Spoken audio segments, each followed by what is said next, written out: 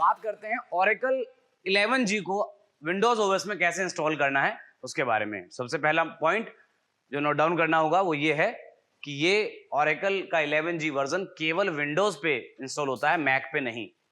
MySQL का तो फिर भी मैक पे चल जाता है, ये नहीं चलेगा। तो अगर आप मैक यूजर हैं तो Oracle 11G इंस्टॉल करने की चेष्टा भी मत करिएगा, क्योंकि होगा नहीं, ये बनाया ही नहीं गया है मैक के लिए। मतलब तो Oracle 11G को विंडोज ओएस पे इंस्टॉल कैसे करेंगे उसका पूरा प्रोसीजर देखिए। तो सिंपल, सबसे पहले तो हमें ये एक सेटअप चाहिए।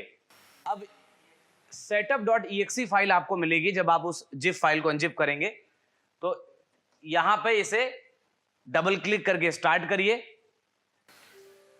तो ये एक यस नो का इंस्टॉलेशन का ऑप्शन आएगा, तो यस करेंगे।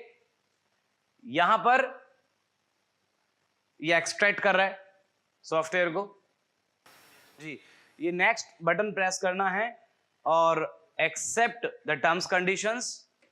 नेक्स्ट नेक्स्ट सी ड्राइव में इंस्टॉल होगा तो सी में ही इंस्टॉल होने देना, ज्यादा कुछ चेंज करने की जरूरत नहीं है। बेस्ट रहेगा, वहां से सर्विसेज डायरेक्टली स्टार्ट भी हो जाती हैं, तो बेटर है कि सी में इंस्टॉल होने दें। हाँ, यहाँ पे पासवर्ड आपसे पूछेगा और ये पासवर्ड याद रखना होगा, क्योंकि जब हम Oracle यूज करेंगे, एक्सेस करेंगे, तो ये पासवर्ड वहां डालना पड़ता है। तो प्लीज इसे जो भी यहाँ पासवर्ड लिखे वो खतरनाक मत लिख दें, पता लगा खुद ही 2 दिन बाद भूल गए। तो कोई इजी पासवर्ड जो आपको याद रहे वो लिखिए। मैंने लिख दिया है इनकैप, बाकी यहां पर भी कंफर्म करना होगा। तो इनकैप मैंने एंटर करा है। आपको जो इजी रखना, क्योंकि याद रखना पड़ेगा आपको आगे चलकर, ये भूल गए तो फिर पूरा Oracle अनइंस्टॉल करना पड़ जाता है। तो ये मैंने इनकैप यहां पर एंटर करा और नेक्स्ट, फिर इंस्टॉल बटन दबाया, तो बहुत इजीली इंस्टॉल हो जाएगा। हो रहा है।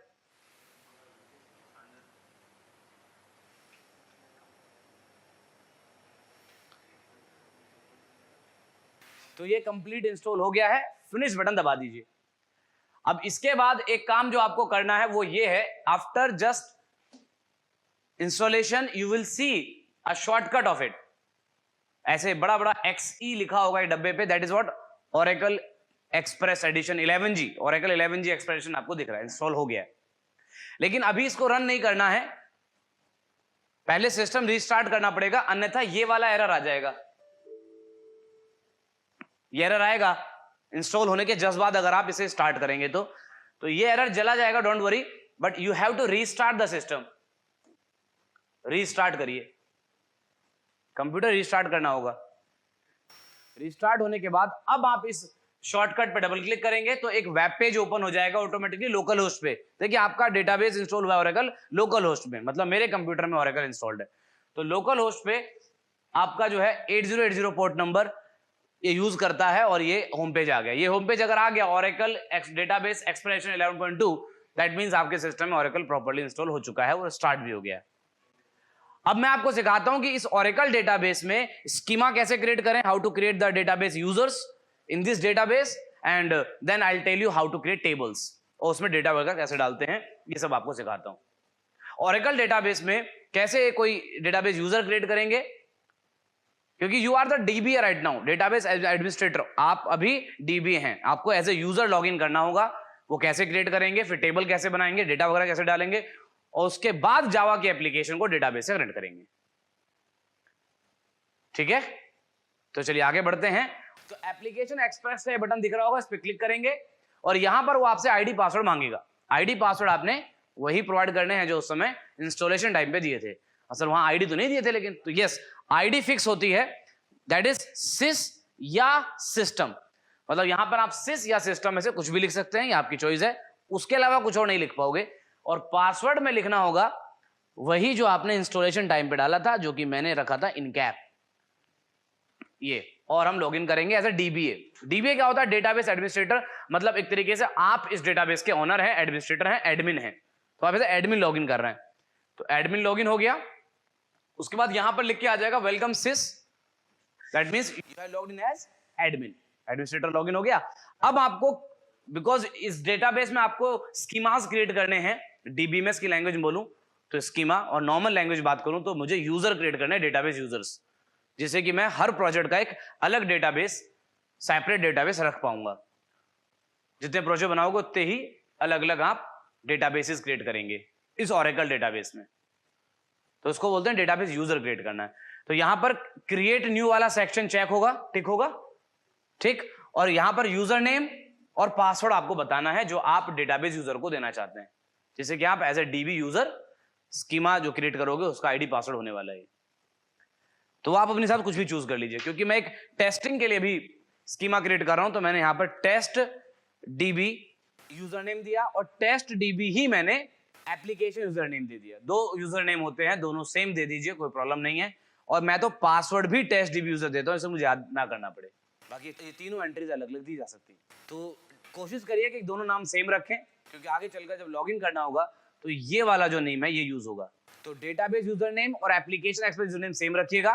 डिफरेंट भी रख सकते हैं, but it's better to same, क्योंकि बहुत सारे जब डेटाबेस यूजर बनाओगे तो बहुत सारे हो जाएंगे, तो आपको याद रखना मुश्किल हो जाएगा। तो दैट्स व्हाई मैं रिकमेंड करता हूं कि जो डेटाबेस यूजर नेम है वो सेम रखें। इनफैक्ट जो यूजर नेम है वही मैं पासवर्ड भी रख लिया, रिकमेंड करूंगा यही रखो, क्योंकि फिर याद नहीं रख पाओगे बहुत सारे जब डेटाबेसेस बनाओगे। तो अब ये यहाँ पर यूजर नेम और पासवर्ड डालने के बाद अब आपने क्रिएट वर्कस्पेस वाले इस बटन पे क्लिक करना है। अब ये चेक कर रहा है कि इस डेटाबेस में पहले इस टेस्ट यूडीबी नाम का यूजर नेम बना है कि नहीं।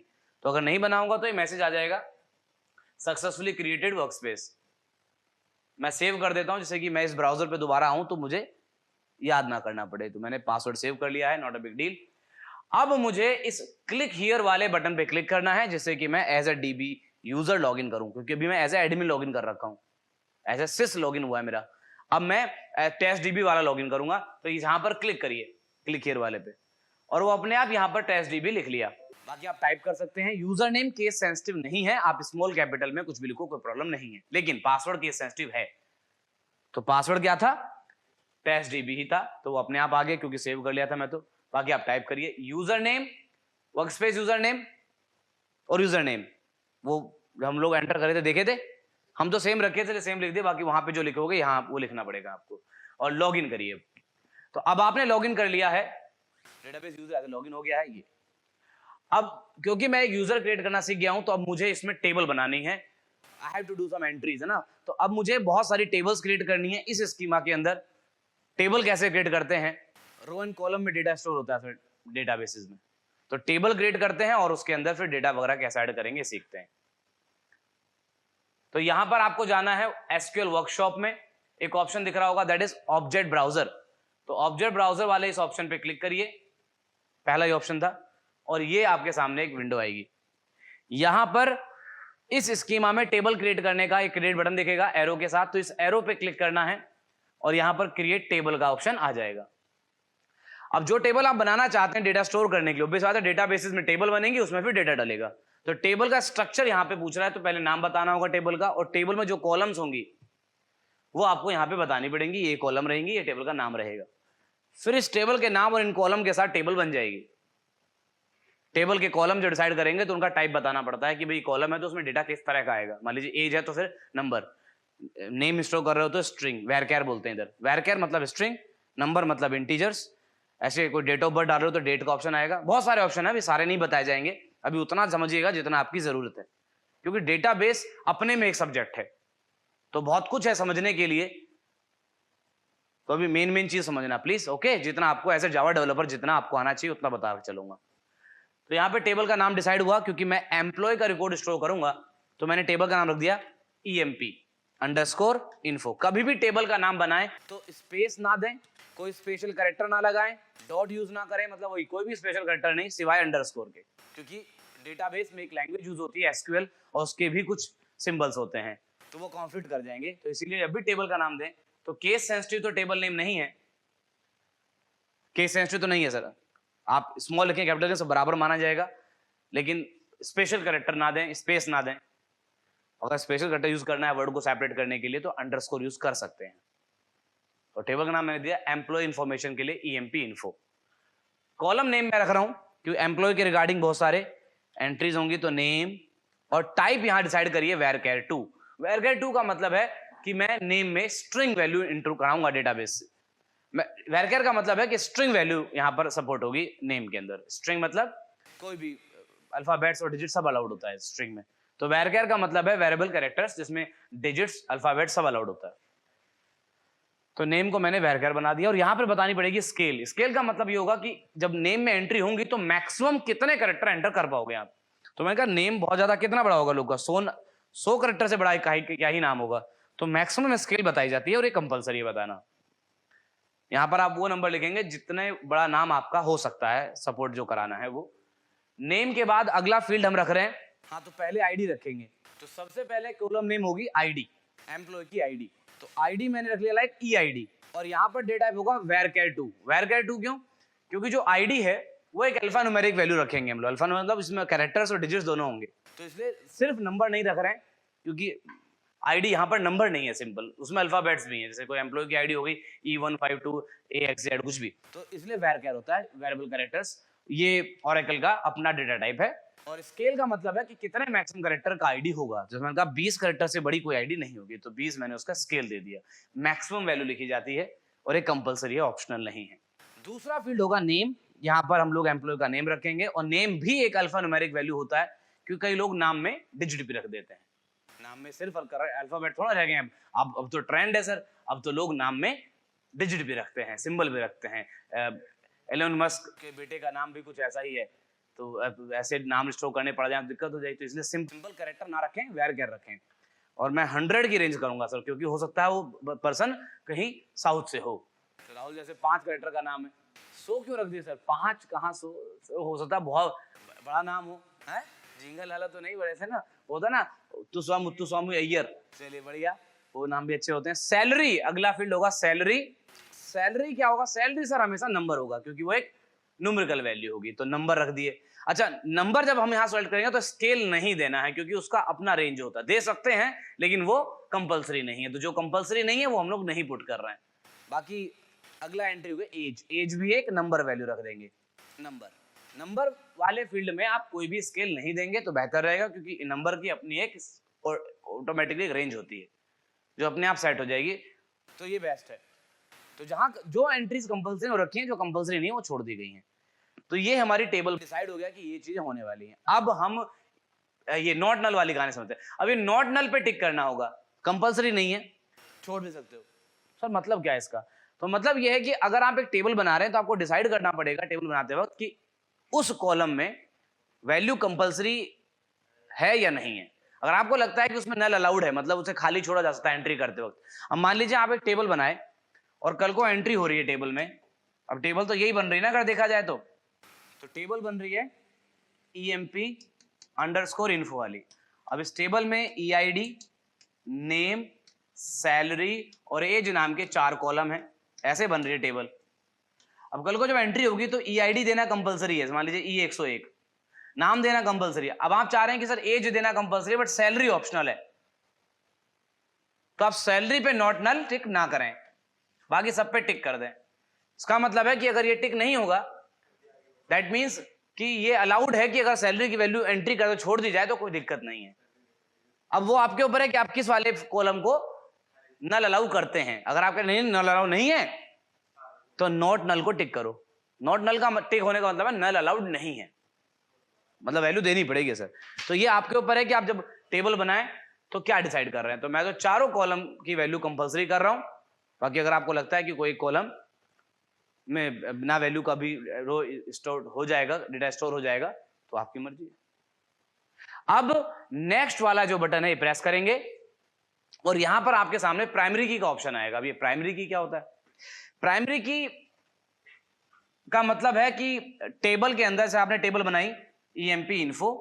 अब इस टेबल में आपको डिसाइड करना पड़ेगा कि कौन सी कॉलम के अंदर डुप्लीकेसी नहीं होगी। मतलब मान लीजिए आपको लगता है कि जब एंट्री होंगी तो नाम है राम, सैलरी है 1 लाख, उम्र है 21, अब इसकी आईडी होगी 101। क्या आप चाहते हैं कि आईडी 101 किसी और एम्प्लॉय की भी हो जाए? तो इसको बना दो प्राइमरी की। अगर आप EID को प्राइमरी की बना दोगे तो चाहकर भी आगे चलकर इसमें सेम आईडी आप एंटर नहीं कर पाओगे। सर इसको प्राइमरी क्यों नहीं बनाया? क्योंकि नेम तो 2 लोग का सेम हो सकता है ना, सैलरी 2 लोग का सेम हो सकता है, तो इसीलिए चुनना होता है कि हमें उस टेबल में किस कॉलम को प्राइमरी की बनाना है। तो उसी को प्राइमरी की बनाइए जिसकी डुप्लीकेसी आप नहीं चाहते।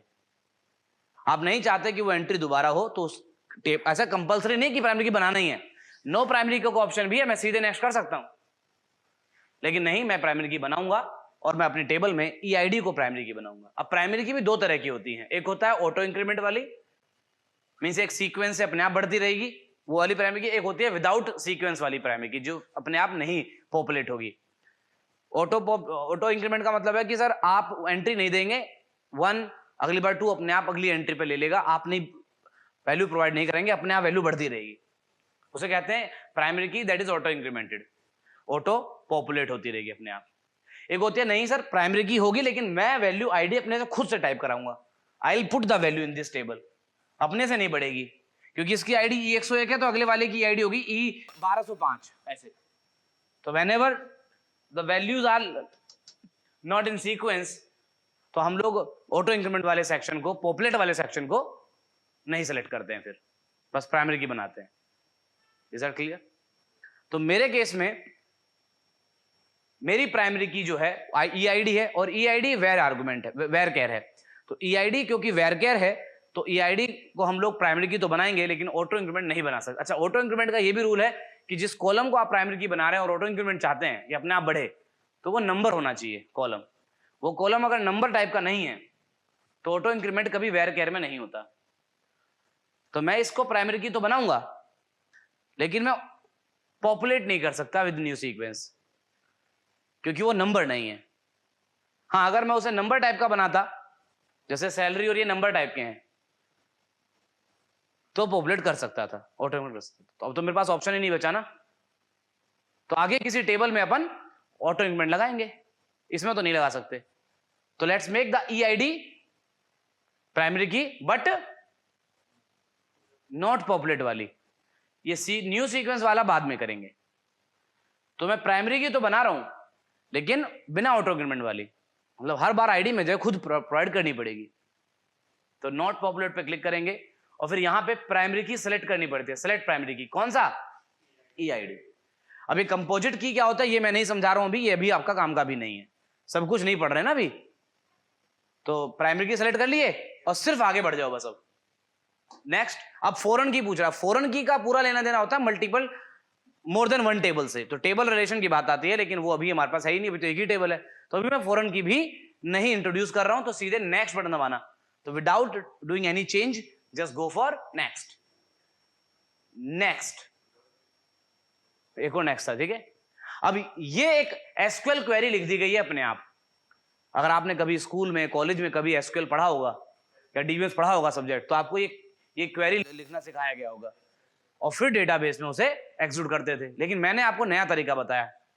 डेटाबेस में टेबल बनाने का ये तरीका जनरली नहीं बताया जाता है। बटन्स पे क्लिक करके पूरा टेबल बन जाता है। हमेशा कमांड लाइन से ये क्वेरी लिखवाई जाती है कि आप जो है, और ये अच्छी चीज है कि आप थोड़ा क्वेरी से इंट्रोड्यूस हो जाते हैं। लेकिन मेरा टारगेट कुछ अलग है, मैं चाहता हूं कि आप ओरेकल डेटाबेस पे काम करो, उसके ऑब्जेक्ट ब्राउजर मॉडल का यूज करके। तो इसलिए देखो क्वेरी अपने आप लिख के आ गई।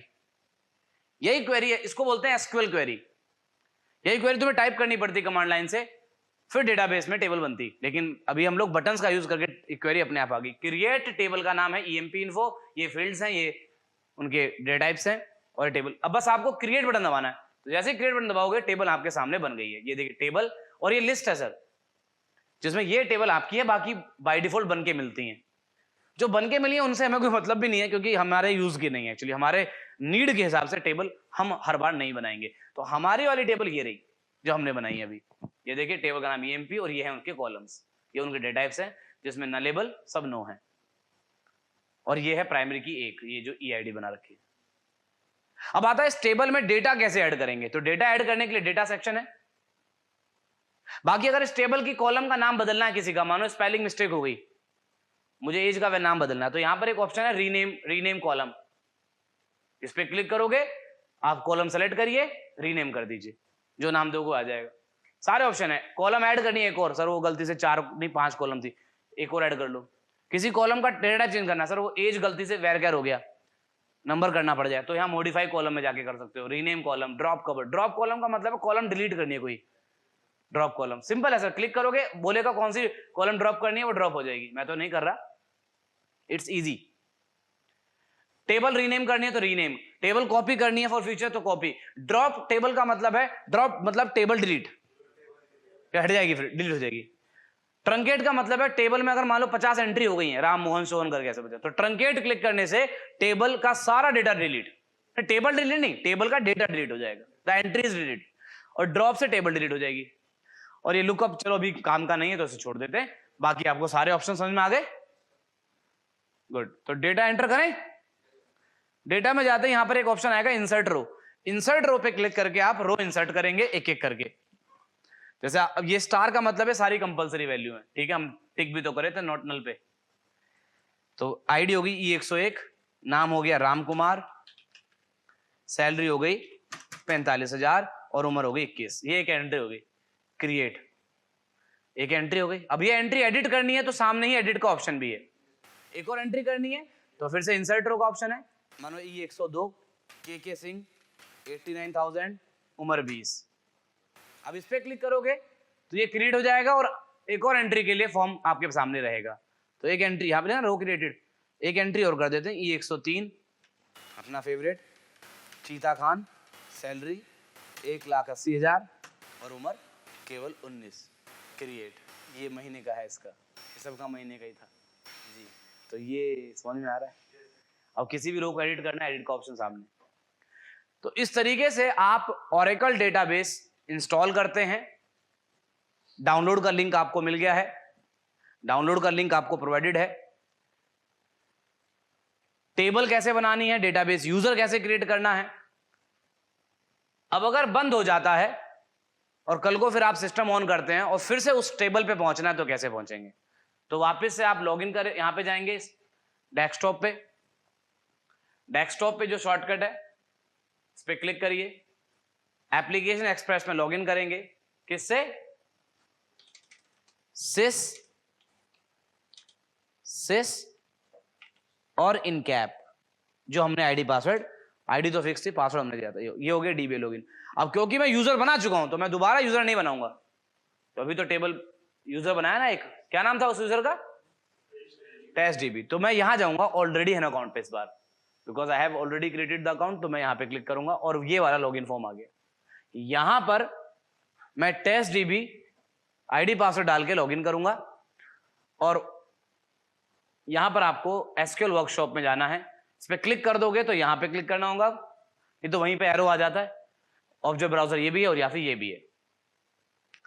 यहां पर आपके सामने ये टेबल जो भी बनाई थी दिख रही है, ये रही, और इसमें ये एंट्री दिख रही है। अब आप कंप्यूटर बंद करो, ऑन करो, ऑफ करो, तो ये हमेशा रहेगा आपके सिस्टम में। ये टेबल बन चुकी है विद टेस्ट डीबी स्कीमा, जिसका पासवर्ड भी टेस्ट डीबी है। ओरेकल के अंदर आपने ये टेबल बना ली है कुछ ये एंट्री के साथ। तो ये ओरेकल डेटाबेस जो मेरे सिस्टम में इंस्टॉल है, अगर इसे अनइंस्टॉल करना हो कभी ओरेकल का, चाहे कोई वर्जन आप यूज कर रहे हैं, अगर ओरेकल डेटाबेस अनइंस्टॉल करना है तो उसके क्या स्टेप्स रहेंगे वो समझना। तो सबसे पहले तो आपको जाना है कंट्रोल पैनल में, यहां पर अनइंस्टॉल अ प्रोग्राम वाले ऑप्शन पे, और यहां से ओरेकल की जितनी भी एंट्रीज हैं एक ही होगी, बाकी अगर 2-3 एंट्री दिख रही हैं तो ये ओरेकल वाली सारी एंट्रीज पे राइट क्लिक करके एक एक करके अनइंस्टॉल कर दीजिए। तो सबसे पहले तो ओरेकल की सारी एंट्रीज प्रोग्राम एंड फीचर्स वाले विंडो में जाकर अनइंस्टॉल कर देना। ये अनइंस्टॉल हो गया मान लीजिए। उसके बाद आपको जाना है स्टार्ट मेन्यू में और टाइप करना है रेजिडिट, ये REGEDIT, रेजिडिट टाइप करने के बाद ये आपके सामने एक ऐसे आइकन आएगा रेजिडिट। तो रेजिडिट पे जब आप क्लिक करेंगे तो ये एक विंडो आएगी और आपने इस पे करना है यस।